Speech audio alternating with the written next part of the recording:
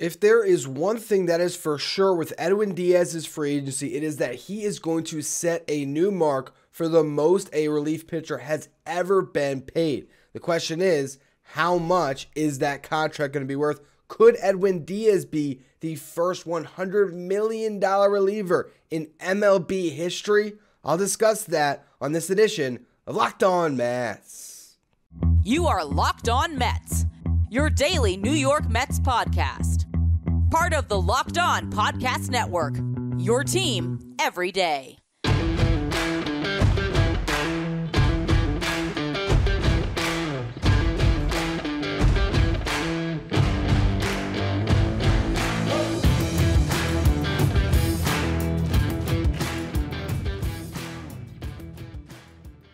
Hello to all you amazing Mets fans. You're watching Locked On Mets, part of the Locked On Podcast Network, your team every day. I'm your host, Ryan Finkelstein. If you want to find any of my work, follow me on Twitter at FinkelsteinRyan. You can also find some of my writing at justbaseball.com, where I work as the managing editor, and where I just wrote this weekend a free agent profile on Edwin Diaz, trying to figure out how much money he could make in free agency. And with these free agent profiles at Just Baseball, we like to really take you start to finish throughout this guy's career, start to free agency, I should say, and really try to explore how they got to this point where a player like Edwin Diaz is going to cash in on a monstrous contract. And we can discuss the year he had. Maybe we'll do that a little bit more in the next segment, but you go through his path here, and he starts and he gets drafted in the third round by the Mariners.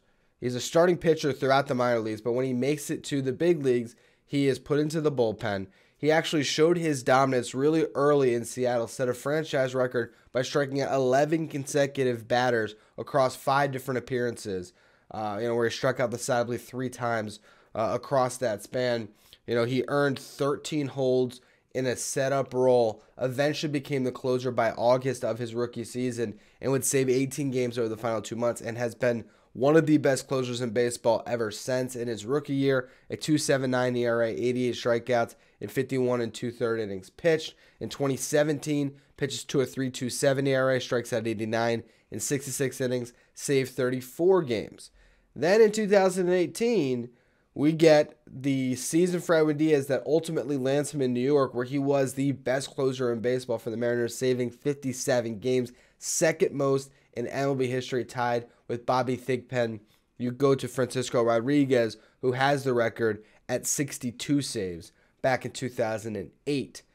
Diaz, ends up pitching 73 1/3 innings that year, 124 strikeouts, setting down 44.3% batters he faced, and he actually tops that this season in 2022. That just shows you the incredible career he's had. That he's had 2 seasons like this, but the one this year when it comes to the strikeouts, just a different level. That season, obviously, he had more saves, but that's just based on circumstances, right? If Edwin Diaz had as many save opportunities this season as he had that season, he would be in a better place. The Mets just won games by a wider margin, and you didn't always need an Edwin Diaz. But we all know what happens. He gets traded to the Mets in a deal that sends Jared Kelenic and Justin Dunn to Seattle. Cano, Diaz back. There was other pieces in that deal, of course. Gerson Batista went out as a prospect. Jay Bruce, Anthony Swarzak. So that was not as simple of a trade as it's gotten boiled down to, but there's no reason to rehash it now. First season, terrible for Diaz. 5.59 ERA, 15 homers allowed. Second season, 2020, he looked very similar to the version of himself that we saw this year, but it was over a smaller sample size where you weren't sure if that really was sustainable over a full season. He had a 1.75 ERA, allowed just 2 homers and 25 and 2/3 innings pitched. Struck out 17.53 batters per 9, striking out 45.5% of the batters he faced. Now, one thing that I'll note about Edwin Diaz is it does appear like it's a season on and a season off. 16, 17, you look at what he did, he was a little bit better as a rookie than he was as his second season. While it was still good, but he wasn't, as dominant. You had the great 2018, 2019, atrocious, 2020, great, 2021, good, not great. I mean, 3.45 ERA was solid, 32 saves, 89 strikeouts, and 62 and 2/3 innings pitched. It is something to note, but at the same time, what we saw this season, I think, was just so ridiculous. I mean, the stuff that he had, the ability to get that early strike, which, as I discussed on previous podcasts, really at the beginning of the season when we were trying to dissect why he had been so good, it was getting that first pitch strike, because then once he did, he was able to work outside the zone a little bit more, expand, and batters, I mean, anything that's close, they have no shot on. You're able to put that slider just outside the zone. They're swinging at it every time, and he's just able to rack up an absurd amount of strikeouts, and that's what we saw a season where he posted a 1.31 ERA with 118 strikeouts in those 62 innings pitched. Just insane stuff. Whip under 1 at 0.84. A 3 flat F4, led all of relievers in that category as well. So, we look at Edwin Diaz and where he's at, what he did. One of, if not the best reliever in baseball. Should be that moving forward. It means he's going to get paid as such. What I want to do next here is discuss a little bit more about the season he just had and then the precedent that I believe will get him paid a ton of money this offseason. Before we get to that, though, BetOnline.net is your number one source for all of your football betting info this season. Find the latest player developments, team matchups, news, podcasts, and in-depth articles and analysis on every game you can find. And as always, BetOnline remains your continued source for all your sports wagering information with live betting and up-to-the-minute scores for every sport out there. You check right now, the World Series is going on, and we have an even split through 2 games. The Phillies are now at plus 150 to win the World Series. The Astros at minus 170. A slight tweak in those lines. I believe it was originally plus 170 for Phils, minus 190 for the Astros. So it's reflected in the fact that the Phillies grabbed a game here, but Astros still a pretty good favorite here.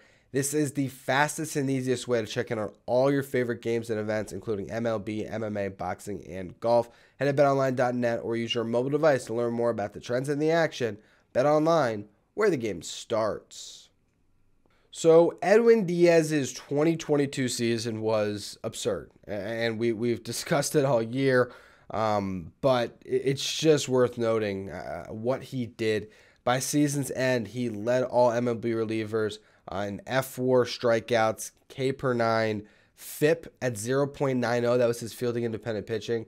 XFIP at 1.04. That was nearly a full run better than the closest in second, which was Chris Martin at 2.01. And again, XFIP, that's an expected metric that tries to tell us alone what the pitcher's value should be as an ERA. If you remove defense, if you remove everything else, this is where he should have been at 1.04. Not that different from the 1.31 ERA that he put up, but it's showing you that that was not a lucky ERA by any stretch of the imagination. That is how dominant Diaz was. Now, we look at some of the crazy stats. For one, Edwin Diaz struck out the side 8 times in 2022. That's absurd. Faced 235 batters, struck out 118 of them. That's a strikeout rate of 50.2%. More than half of the batters he faced, he struck out. The baseball savant, if we're looking at the expected metrics, the expected ERA, 100 percentile, expected slugging, 100 percentile, expected batting average, 100 percentile, strikeout rate, obviously 100 percentile, whiff percentage, 100 percentile, chase rate, 97th, fastball velo, 99th, extension, 99th percentile. He really does a good job of shortening that distance between himself and the plate, which just has that stuff jump on you even more. The guy was remarkable. And what's crazy is he has this fastball that touches 101 that, averages at 99.1, and it's clearly his second best pitch. And it's not even close because his slider is just insane. At 90.8 miles per hour, it's fast enough, and at times it could touch 94, that batters just can't identify it. It's got such a tight break that it's hard to know what's coming, and guys are just swinging right through it. The whiff percentage on his slider this year was 54.7%. Which is why he threw the pitch 58.1% of the time. Batters hit 114 against it with a 134 slugging percentage. He recorded 88 of his 118 strikeouts with the slider, and the run value on the pitch was minus 22. Run value tries to look at when you use the pitch and the results, and gives you essentially the run value of how many runs that pitch saved or lost you throughout the season. For Diaz at minus 22 on only 539 pitches, there's a very good argument to be made that Edwin Diaz's slider was far and away the best pitch in all of baseball. Only Dylan Cease and Shohei Ohtani had a better run value on their slider, but they are starters who are accumulating more because they're throwing the pitch more than Diaz does in his one inning of work. All of this is to say Edwin Diaz deserves to be paid as the highest paid reliever in MLB history, and we look at the baseline and it becomes pretty clear what we're discussing here with the contract. Aroldis Chapman, 2017, gets a 5-year, $86 million deal. That's at $17.2 million a season. So I set the low-end baseline at $90 million. He's going to top that. So $90 million is the low end of what I think Diaz is going to make here. Also, you look at the years, all these guys, or at least those two, the top two, Chapman and Jansen, 5-year deals. Most of the other ones are 4-year deals, so 4 or 5 years depending. I think Diaz has every right to ask for the 5-year deal, and he'll get it. So a 5-year deal at $90 million would be $18 million per. Now that would also tie him with Liam Hendriks for the most money on an average annual basis. Hendriks, a 3-year, $54 million deal, $18 million per. So he could, at 90 over 5, tie that and set the overall contract record. You have Mark Melancon was another one that had a big deal, $15.5 million average annual value, $62 million overall over 4 years. You had Jansen at 80 over 5, so it was 16. Iglesias 58 over 4, so $14.5 million this past off season. And that really is the top 5 all time when it comes to contracts for a reliever. So with that said, what will Edwin Diaz get here on the contract? I was thinking about this a lot because 5 for 100 is the answer that keeps ringing into my head, $20 million per. But then the more I thought about it, could we see a little bit of a different structure here where Edwin Diaz gets a 6th year and that could really change the game? Now, maybe that means he gets a 6-year deal where he's getting paid 18 per through the first 5 years, so that's $90 million. Then maybe you have a 6-year option, another $18 million, and then there's a buyout for $10 million or whatever. I think that there's a good chance that Diaz's guaranteed contract reaches 9 figures. So my question was, how do we get to that 9-figure mark in a way that makes sense for the Mets and for Diaz? Here was the structure I laid out in my article at Just Baseball, and who knows? Who knows if I'll be right about this? We really have no idea. I will note that last week we discussed Brandon Nimmo. I said 6 for 144, and there was a report that came out that his market value right now is 5 for 120, which would be $24 million a year, and they had him on a 5-year deal. I had the Rockies giving Nimmo a 6. We have no idea what's going to happen here, but this is just my projection based on precedent and what I think these guys can get on an open market. And I think with Edwin Diaz, with the motivation that Steve Cohen has to bring him back and the motivation that Diaz has to return, I think they're not going to waste too much time negotiating here, and they're just going to find the common ground that makes sense, that sets the precedent that he is the highest paid reliever in MLB history. So, $19 million per over 5 years. What does that compute to? Well, you're talking about $95 million on a 5-year deal. Now, he's $5 million short under that context of getting to $100 million. How do you get that last $5 million? Well, you put a 6-year option on the contract at a more reasonable number. So if Edwin Diaz is still incredible, you get him at $15 million per first 6 season. If he sucks by then, you buy him out, and essentially you paid him the 5 for 100 deal. That's what I think makes sense for Edwin Diaz as the top reliever on the market who could test free agency and maybe get a little extra. Here's an opportunity to pay him exactly what he's worth, which is a ton of money, granted, and you roll from there. I think if it was a different owner, if we're still in the Wilpon days, I'd be more concerned about paying a reliever close to $20 million a year. But with Steve Cohen and the flexibility that he brings to the table here financially, you want a premium talent, pay him a premium dollar. I think if you have Edwin Diaz, it's a lot easier to build out your bullpen around him. You can try to find this year's version of what Adam Ottavino was for the Mets. You can try to retain some of those guys, whether you can get a Seth Lugo back, whether you could just get Ottavino back, and maybe you also hope that over time here, you start to develop some arms that can pitch well for you out of the bullpen. But that is what makes sense to me. It'd be a 6-year, $110 million contract, with the last year being an option for $15 million with the $5 million buyout. So guaranteed 5 for 100. But you still have a little bit of time left in this show, and there's this thing going on called the World Series that I think we should touch on, because there's some big-time Mets players or former Mets that are shining on the big stage. Noah Syndergaard to start Game 3 of the World Series. I want to touch on that in a minute. But first, a quick word from our sponsors. So Noah Syndergaard is starting Game 3 of the World Series. Last time Syndergaard was in the World Series, what game did he start? Trying to think, do the math back, 2 games. Oh, it was Game 3. How did he start the game? Up and in on Alcides Escobar. Mets go on to win the only game they won in that 2015 World Series. David Wright had a massive game, driving in 4, hitting the homer.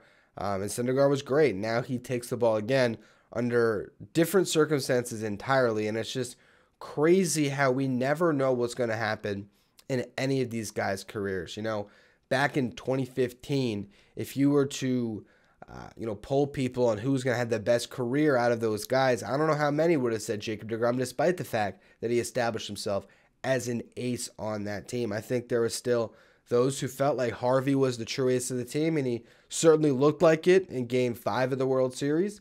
There was probably some out there that said, wow, Noah Syndergaard, what he's doing as a rookie, he could have the best career. Now, it's the guy that was on the IL, and Zach Wheeler, who is one of the best pitchers in baseball, though he did get knocked around in Game 2, giving up 5 runs to that Astros team, which is a credit to Houston. Okay, they're a great ball club. The Phillies did what they should do, or what they had to do. They split in Houston. They now have their home crowd behind them. They're going to look to roll in Philadelphia. If they can sweep that 3-game set that they're going to play now in Philly, they will be World Series champions. That's what they had to do. Credit to them for it. But I think the Astros have a big edge in these next 2 games, because Noah Syndergaard's not the same pitcher that he was. They got him starting Game 3, Ranger Suarez starting Game 4 after pitching a little bit in Game 1. And then if you at least win one of those games, then you're back to Nola Wheeler. I guess their thought is win one of the next 2 with those guys and hope that Nola Wheeler on full rest will win you a championship. But I'm surprised with the way they laid it out. I'm shocked that Syndergaard got the nod. I also wrote a World Series preview at Just Baseball, and I really thought they were going to go Nola games 1, 4, and 7. Now, maybe because Nola got knocked around a bit, they decided not to go that path. But, this Phillies team is thin. So if you don't get length out of Syndergaard, a lot to be asked of your bullpen. And then Suarez is not a guy that goes deep in games. I don't know. I don't know if the Phillies can do it. They're the team of destiny. It feels like it. It certainly felt like it Game 1 when they came back. But then Game 2, the Astros sort of overwhelmed them to the point that you still think that the talent will win out here. But I'm going to be excited to watch Syndergaard pitch in a World Series game with diminished stuff. I mean, that's going to be crazy to watch. And, I'm rooting for him as much as I'm not rooting for the Phillies. I don't want to see Syndergaard get embarrassed on a national stage like that. I'd love to see him go out and shock us by actually facing the Astros lineup twice and maybe getting through 4 innings, maybe even 5, holding them down to a run or 2, and then the Phillies bullpen can blow it and they could lose, and they can hopefully lose in 5, because I don't want to see this Phillies team go on this magical run, and once again a team in the National League East is celebrating World Series championship while the Mets still lag behind. But it'll be great to watch. It sucks that these guys who came up in the Mets organization are, on this stage for the Phillies of all teams. But it's also hard not to root for them when you saw them in those early stages of their career. You saw the development. You saw the struggles. You saw the injuries firsthand. And it's great to see them on the other side of it, getting these opportunities. You just, again, wish it was with a different team. And you hope that the team that they're with does not have the success that will be detrimental to the mental state of a Mets fan base. But that's going to be all for today's edition of Locked On Mets. I spoke a lot about Just Baseball today. I'm going to be writing right now, after I'm done recording here, the Mets off-season outlook. We've been touching on this so far since the season ended, but I'm going to really buckle in and figure out exactly what this team needs, and I'll share that with you on the show this Tuesday. As always, thank you for listening. Make sure you follow, rate, and review wherever you get your podcast. Make sure you follow me on Twitter, @Finkelstein Ryan. Follow the show, @LockedOnMets. Thank you for making Locked On Mets your first listen every day. Now for your second listen, check out Locked On Sports Today. Locked On Sports Today is a podcast that will keep you up to date with everything going on in the sports world, from instant reactions to games to breaking news, all of that and more. You can find Locked On Sports Today on the Odyssey app, on YouTube, wherever you get your podcasts.